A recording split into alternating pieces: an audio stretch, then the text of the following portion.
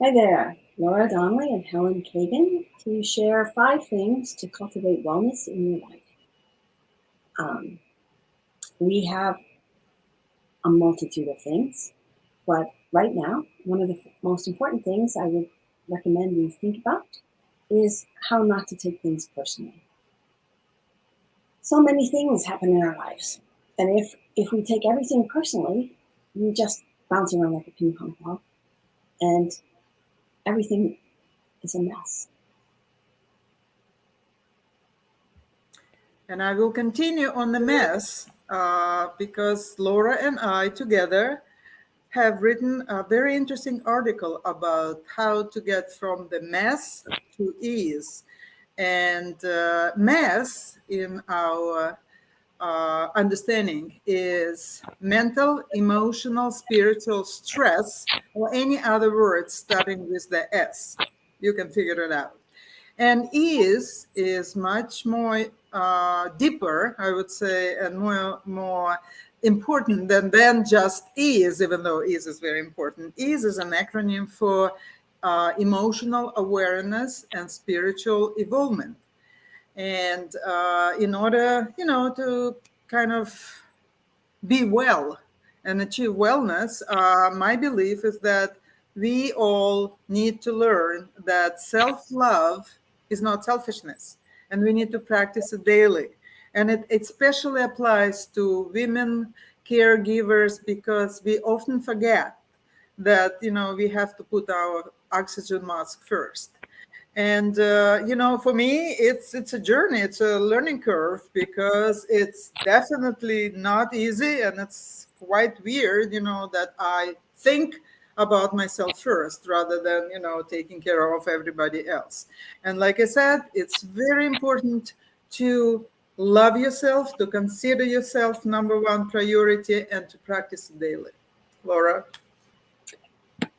One of the most important ways that I take care of myself through self love is to give space and time in my life for my creative energy to flow.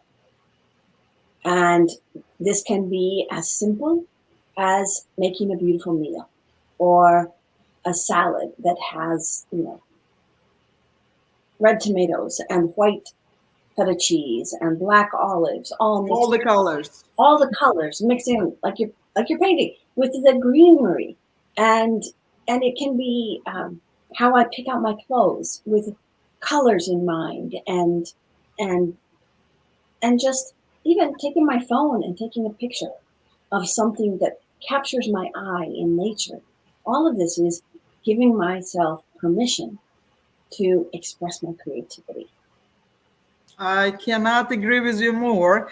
As a creative, and I believe and I consider myself a totally creative, uh, not just a person, but just a creative, meaning that I create everywhere, anywhere, anytime, guaranteed. And like Laura just mentioned, making food and making colorful foods, or creating music or creating art, which had become my major modality of expressing myself through art. But again, it's not only self-expression, which is critically important, but it's also, in my own case, it's expressing healing and bringing healing through the art. So art is actually my medium to bring healing. I am a healer, and actually a healing artist. And therefore, creativity for me is critically important. And I believe it's important for everybody. Just find your niche, find somewhere to start from, find something that makes you happy, that makes your heart sing, that maybe just a few dancing moves or whatever it is for you. Just express yourself, and allow yourself to be well, because this is, again, we both believe this is one of the main things for your wellness, for your well-being, being creative. Yes, being creative and letting your energy flow. Holding things in is really hard. And so this doesn't mean spewing everything on top of everyone else. But choosing, choosing how you're going to think about things, how you're going to express yourself, allowing yourself. to arrange some flowers on for a little vase on the table before a meal. Little simple acts of self-care, you have to choose them. They won't just happen automatically. And and choosing too what we think about. Is what I'm thinking about making me feel at ease in myself, or is it causing me more and more stress, more tension, more anxiety? That's leading me into a mess. And when I say, oh, look, I'm going there into that messy direction, and I can pause and I can choose to stop going that way. I don't have to go another way. I don't have to change all of my thoughts, but I can choose to stop creating more And stress. take a pause, right? Take a pause. Yep. Stop, take a pause, and reevaluate what's happening. I can't agree with you more. I think choosing and making a choice is again critically important for wellness and well-being.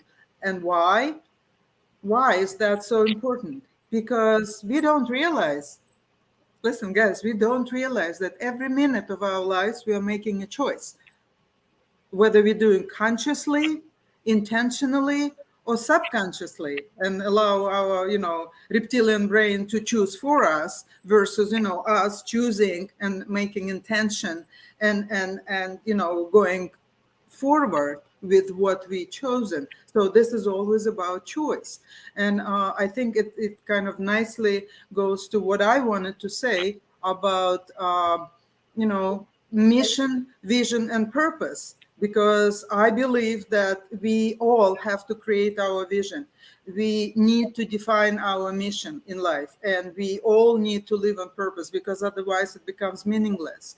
And all the new age sources suggest that if you change your mind, you change your life. You change your thoughts, you change your life. You change your attitude, you change your life. And it's all true. It's very true, because we humans, as I believe, I should say that's my belief, that we are spiritual beings on a human journey.